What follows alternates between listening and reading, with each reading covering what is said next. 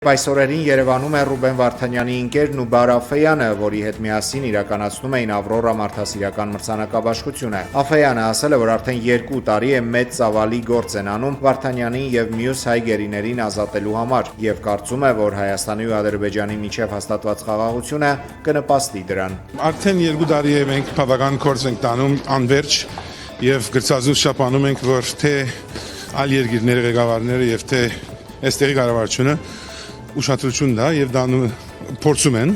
հուսով եմ, որ հաջողենք։ Դուք հույս եք հայտնում, որ ներկայիս իշխանությունները